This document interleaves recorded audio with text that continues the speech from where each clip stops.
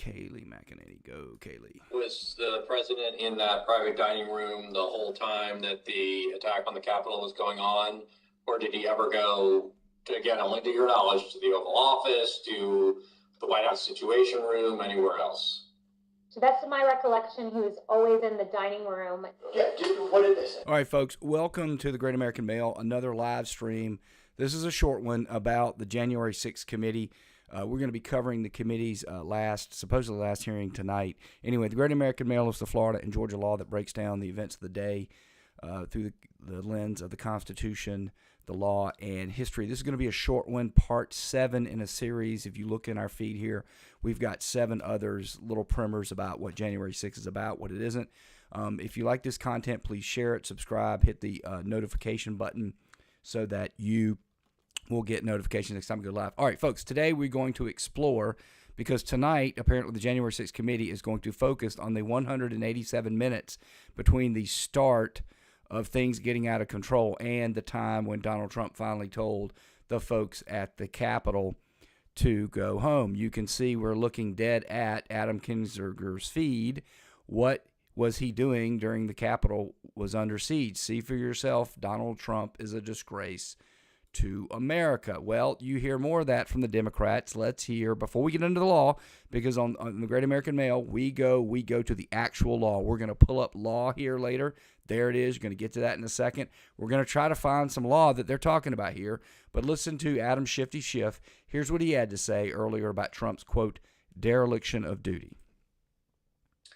I really can't comment on that, certainly not with that kind of specificity. Oh, he never can. He's always got sources, but he can't tell you.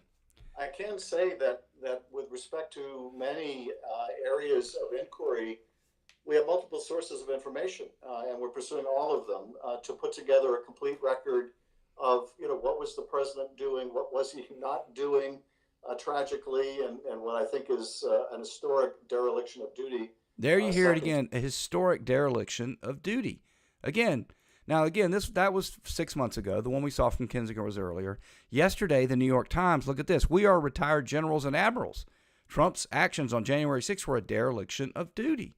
Wow. Okay. The inquiry by the House's January 6th committee has produced many startling findings, but none to us more alarming than the fact that while rioters tried to thwart the peaceful transfer of power and ransack the Capitol on January 6, 2021, the president and Commander-in-Chief Donald Trump abdicated his duty to preserve, protect, and defend the Constitution.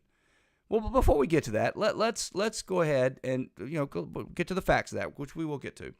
Let's try to take a look and see what happens when you go to the Google and you say, all right, what is it to be a dereliction of duty? What does that mean? All right, well, here you go. Let's scroll down. The Bulwark, Trump's inexcusable January 6th dereliction of duty. Let's scroll through. Surely they're going to have a statute, right? The manuals for court-martial. We'll get to that. Okay, but Trump's not in the military. And they're not talking about a courts-martial. They're talking about the Department of Justice. Biden's Department of Justice. Not helpful. Let's go to AP News. All right, here we go. Here's another one. The House Committee's prime. Let's scroll down. Hopefully there'll be a law. There's got to be a law. They've got to have a statute, right? No, nothing. Not helpful. Folks, this is what a statute looks, right? I've been practicing law for 25 years. I know what they look like. You know what they look like. That's what they look like. That's not there. All right, let's go back and see. All right. AP News didn't have it. Maybe U.S. News will have it. Let's take a look. Does U.S. News have it?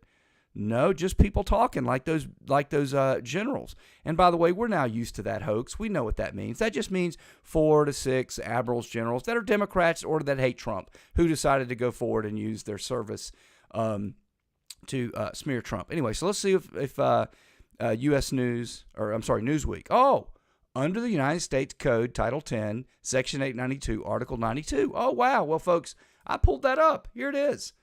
Here it is, 10 U.S.C. Code, Section 892, Article 92, failure to obey order or regulation. Any person subject to this chapter, but the President of the United States is not subject to this chapter, violates or fails to obey any lawful general order or regulation.